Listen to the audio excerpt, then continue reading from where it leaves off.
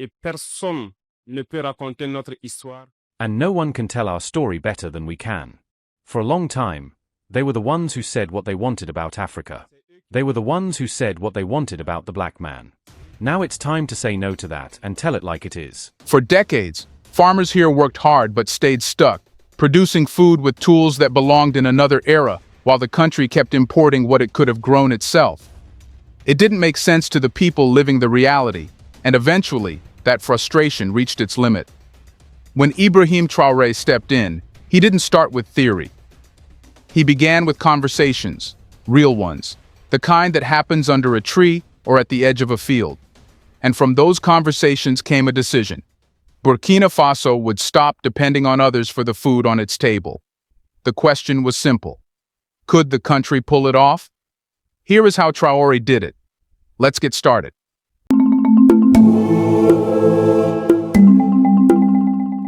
If you start your morning early enough in rural Burkina Faso, you'll notice something that outsiders rarely talk about. Before the heat settles in, before the markets open, before the noise of the day builds up, the countryside is already awake. Farmers move with a sense of routine that has shaped their families for generations. You see people heading to their plots with tools carried over the shoulder, children helping with water, older men walking slowly but confidently, as if they've lived this same morning 1,000 times. And that's what makes the country's old reality so difficult to understand. How does a nation full of farmers still end up importing more than 200,000 tons of rice every year? How can people who spend their lives producing food watch foreign goods fill their markets? It wasn't because they lacked skill or effort, everyone knew that. Even the farmers who kept their heads down understood the truth.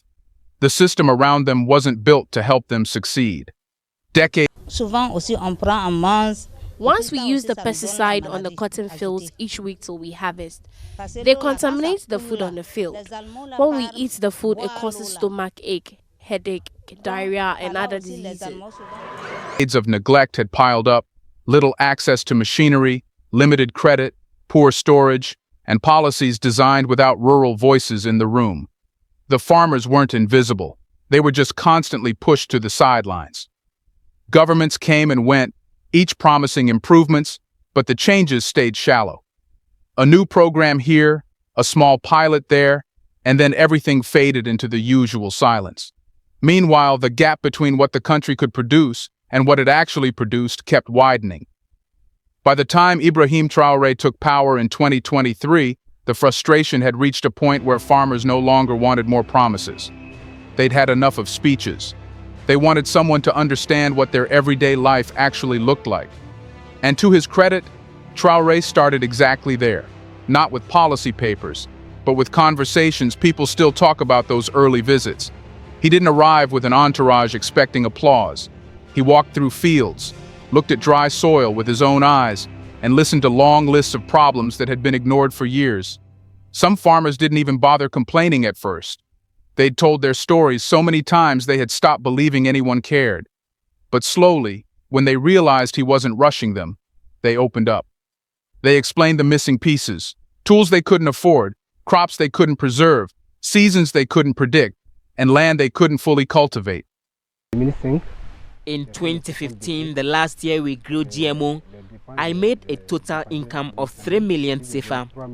In 2016, when we grew conventional seeds, I made a total income of 575,000 CFA. My profit reduced by 80%. From those discussions, something shifted. It wasn't dramatic or emotional. It was practical, direct, almost obvious. The agricultural offensive didn't come from a consultant's strategy document. It came from people who were simply tired of working twice as hard for half the outcome. The country wasn't asking for miracles, just basic support, basic tools, basic respect. And once Traoré actually heard those voices, the next step became clear. Burkina Faso needed more than encouragement. It needed a serious, structured, nationwide commitment to finally break the cycle of dependency. But listening is only the first part of leadership. So the real question was, after hearing all this, what exactly did Traoré do differently from the leaders before him? When farmers finished speaking, something unusual happened. Traoré didn't respond with a long speech. He didn't promise to review the concerns. He didn't tell them to wait for a committee report. He just listened, quietly, in a way that made people realize their words actually landed somewhere. And from that silence came the first major difference between him and previous leaders. He didn't assume the government already had the answers. For decades, agriculture in Burkina Faso was shaped by distant decisions. Policies were often designed in offices far from the realities they were meant to improve. Officials believed they knew what farmers needed, and farmers were expected to adapt. But that approach had led to the same outcome every time: frustration on one side, disappointment on the other.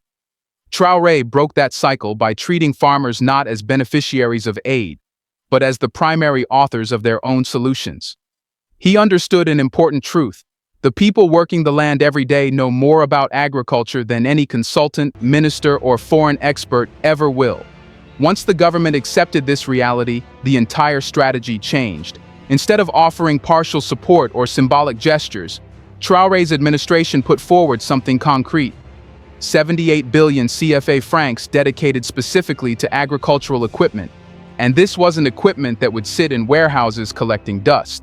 It was machinery that went directly into the hands of the people who needed it: tractors, seeders, plows, tillers, and fertilizers. It was the kind of investment that had been talked about for years but never fully delivered. Before, programs tended to start strong and fade away. The money ran out. The machinery didn't match local conditions. Training was limited. Follow-up was inconsistent. Farmers learned to expect short-term boosts, followed by long-term disappointment. This time, things felt different.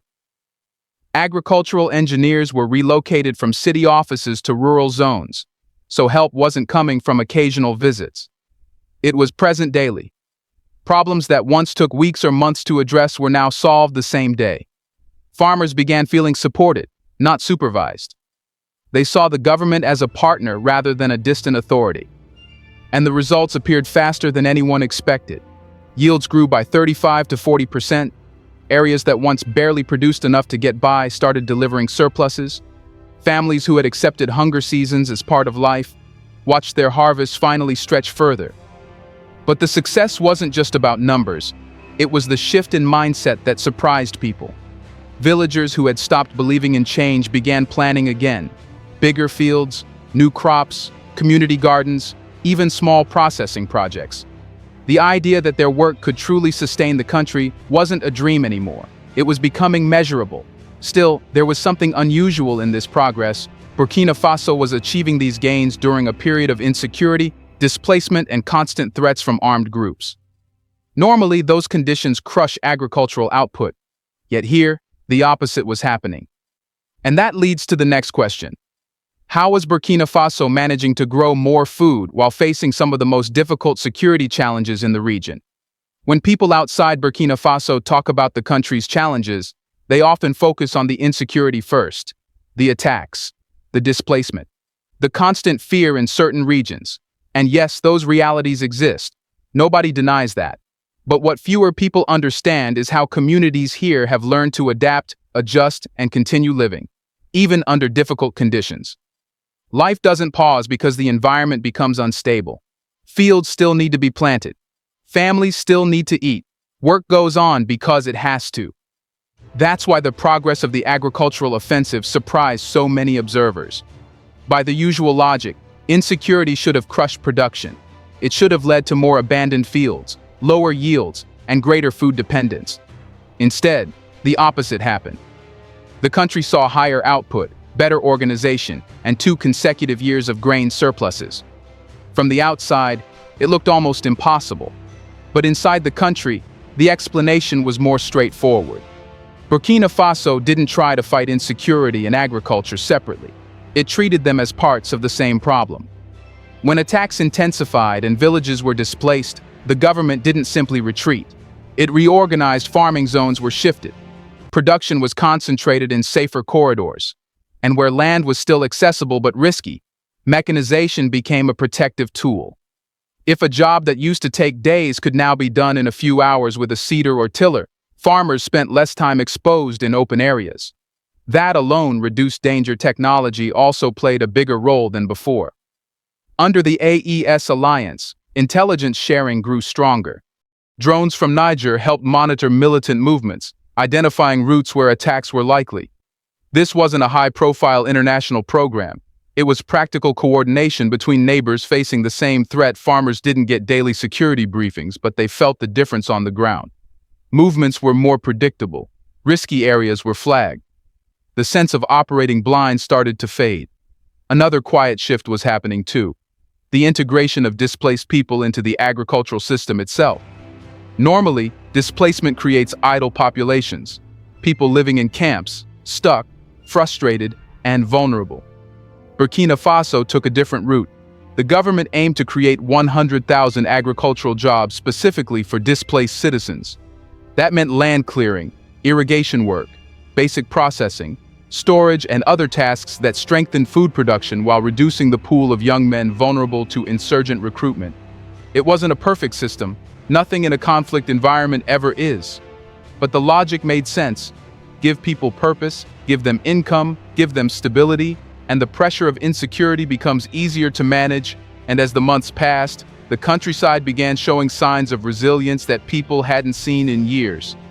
Fields once abandoned were now producing again. Community cooperation increased. The connection between farming and safety became clearer to everyone involved.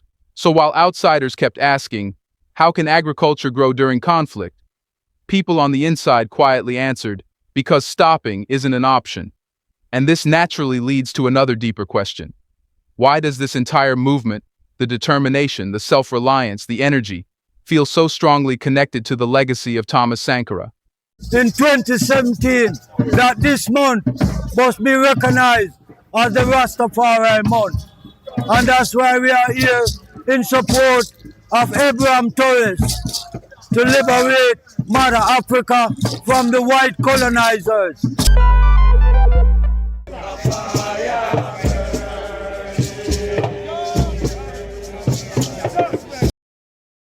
Let's pause for a second to say, big thank you to the Black Culture Diary community, where Black voices, stories, and legacies are preserved and amplified. By becoming a member, you're not just supporting the channel, you're becoming part of a powerful cultural movement. Let's continue. If you spend time speaking with farmers, elders, or even young people in Burkina Faso today, you'll notice something interesting. When they talk about the agricultural offensive, they rarely compare it to recent governments. They don't bring up the last decade or the one before. Instead, almost instinctively, they go back to the 1980s. They go back to Thomas Sankara. There's a reason for that. Sankara wasn't simply a president. He was someone who fundamentally changed how people saw themselves. He pushed the idea that Burkina Faso could feed itself, rely on itself, and decide its own direction without waiting for approval from outside. He believed agriculture wasn't just an economic activity, it was the heart of national sovereignty. And for a brief moment in history, that belief became real. In 1987, the country actually achieved food self-sufficiency. Villages were producing. The nation was feeding itself. Confidence was high. Then he was assassinated and everything shifted. Policies turned toward export crops. Foreign agribusiness regained influence. The country drifted back toward dependency, slowly, almost quietly. Farmers felt that shift more than anyone. They saw old tools return. They saw imported seeds pushing out local ones. They watched a system that once empowered them become something distant again. Over time, the idea that Burkina Faso could feed itself started to feel like a memory, not a direction. So when Traore came in and began pushing for food sovereignty again, people didn't just see it as a policy change, they saw it as a return to that lost path, not in a dramatic, symbolic way, but in a practical one. The conversations with farmers, the respect given to rural voices, the mechanization efforts, the emphasis on national resources funding national solutions. These were not random moves. They matched the logic Sankara used decades ago. But there's another reason the connection feels so strong. The population today understands Sankara's vision in a way many did not. During his time back then, the country was young. People were hopeful, but they hadn't yet experienced the consequences of dependence. Today, After years of relying on imports, after seeing how fragile the global system can be, Sankara's words land differently. They feel less idealistic and more practical. His warnings about foreign influence, his push for collective effort, and his insistence on local production all seem more relevant now than ever. Traore isn't replicating Sankara's approach, but he is walking a parallel road. His policies are modern, using drones, mechanization, nationalized gold revenues, and community-owned factories, but the philosophy underneath is familiar.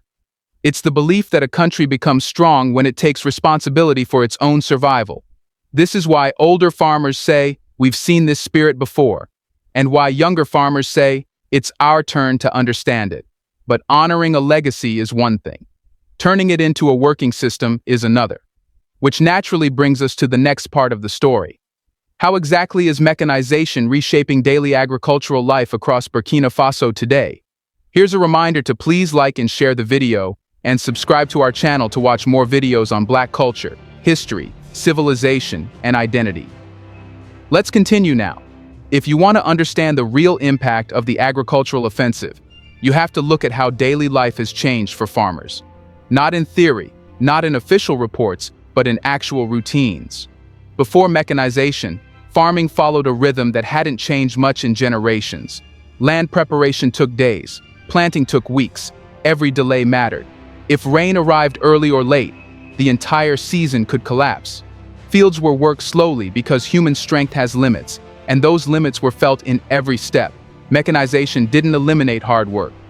Farming will always require effort, but it changed the scale of what was possible. It introduced a new pace. A farmer who once needed a week to prepare a field could now do it in a single afternoon. Someone who used to rely entirely on rainfall timing could now plant quickly enough to catch even the shortest rainfall windows. These adjustments sound small on paper, but in the real world, they make the difference between a successful harvest and a failed season. And the government didn't approach mechanization with a one-size-fits-all mindset. That's important. Not all farms in Burkina Faso look the same. Some families work small plots just large enough to feed themselves and their neighbors. Others manage larger areas that support entire communities.